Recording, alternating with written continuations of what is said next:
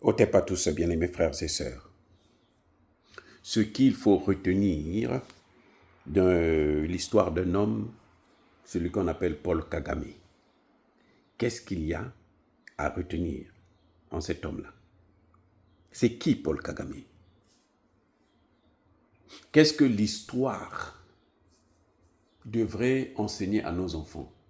Qu'est-ce que nos enfants, quand ils vont entendre, nos petits-enfants, quand ils vont entendre le nom Paul Kagame, ils vont penser à quoi? C'est très important parce que, vous savez, nous devons écrire notre histoire, nous, Africains. Nous devons écrire notre histoire. Ce n'est pas l'histoire que les Occidentaux rédigent et puis on nous impose ça et on nous fait réciter ça à longueur de journée et il y a des gens qui se passent pour des docteurs, des professeurs, hein, avec des thèses qui n'ont ni tête ni queue, ou c'est le chasseur qui raconte l'histoire de l'animal. Ça ne marche pas comme ça.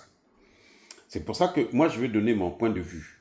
Qu'est-ce que moi, docteur Rufin Vicler-Abiala, je retiens de ce monsieur qu'on appelle Paul Kagame? Eh bien, monsieur Paul Kagame, pour moi, comme j'ai l'habitude de l'entendre, c'est le Hitler africain. Monsieur Paul Kagame est peut-être même pire que Hitler.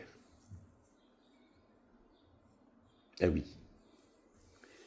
Parce que monsieur Paul Kagame, c'est-à-dire qu'on le met dans la catégorie des grands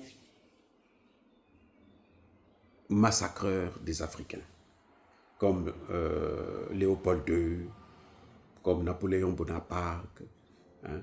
Oui, ça c'est donc les deux plus grands, comme Hitler. Lui, il est sur le même banc que ceux-là. Retenez une chose, jamais dans l'histoire de l'Afrique, un homme n'a causé autant de dommages à l'Afrique. Un homme n'a massacré, n'a envoyé autant de personnes en Afrique, de surcroît un Africain. Toute l'histoire de l'humanité, depuis que l'Afrique existe là, on n'a jamais vu un homme qui commet autant de massacres comme Paul Kagame l'a fait. Vous comprenez? C'est ça l'histoire de Paul Kagame.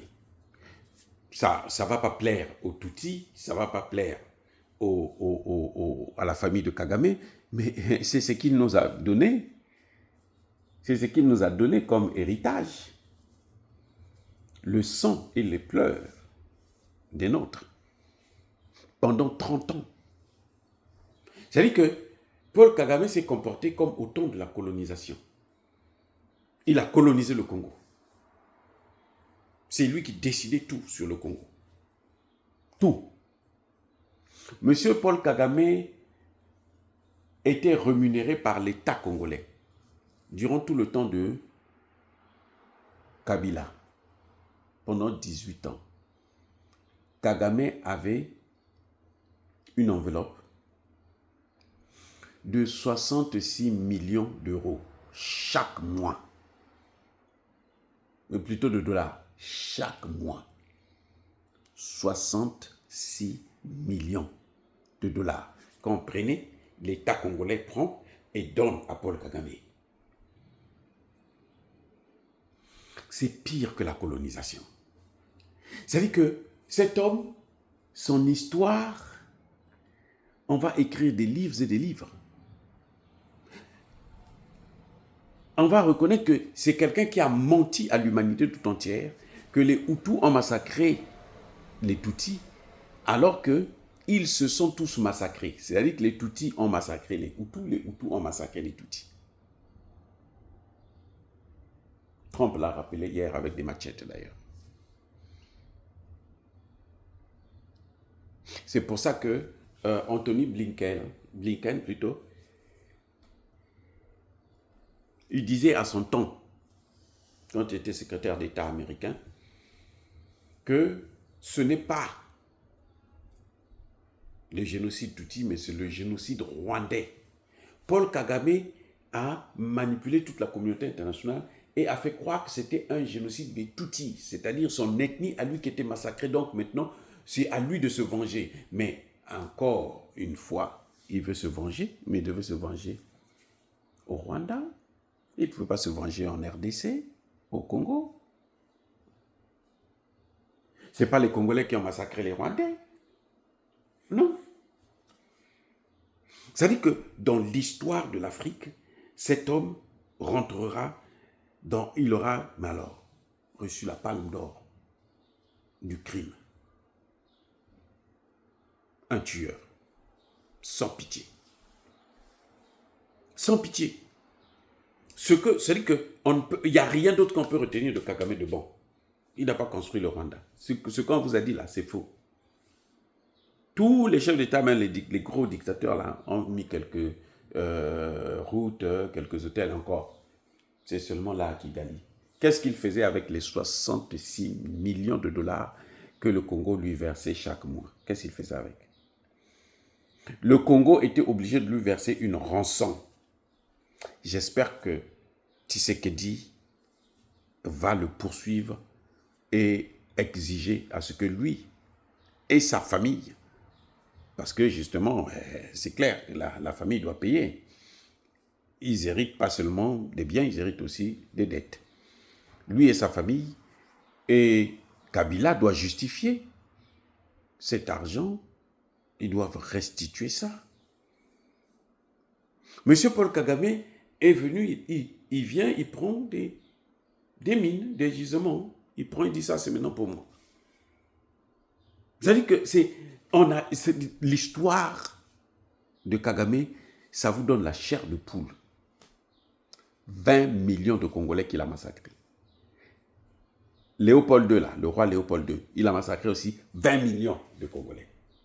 Bon, dites-moi, entre lui et Kagame, qui a fait mieux?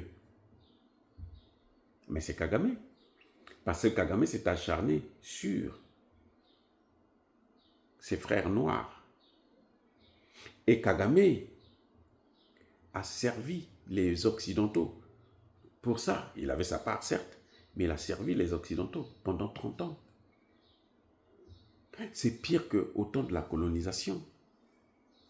Nous sommes au 21e siècle.